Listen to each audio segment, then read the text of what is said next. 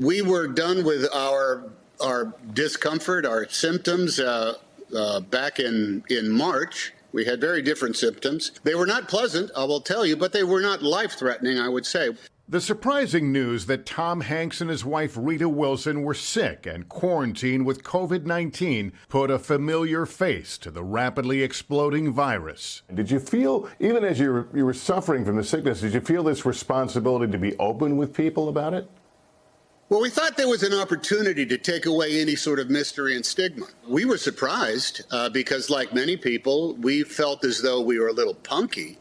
But we didn't think that we were going to be part of the beginnings of a worldwide pandemic. We were concerned immediately because Rita has survived breast cancer. I have type 2 diabetes. In our interview, Hanks revealed the surprising reason they can't fully put the ordeal behind them. We have found out that we have fewer antibodies now than we did at the get-go. So as many people on television now say, Lester, I'm not a doctor, but what we've been told is that as the antibodies begin to fade, it's possible that we will once again be susceptible to catching some form of the coronavirus again.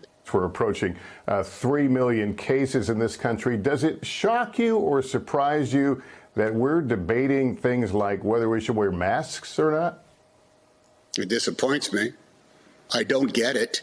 I come from a generation that was still living with the credo that there is a part that we can all play in any form of national effort. I don't understand how something as simple as doing as little as wearing a mask, social distancing, wash your hands, enters into any kind of fray of whether or not it's something we should all be doing in order to take care of our city and our community and each other. Right hard runner, hard over. Right hard runner, hard over. The latest film project for Hanks, whose fascination with World War II is well known, is called Greyhound, about the Battle of the Atlantic, the longest campaign of the war.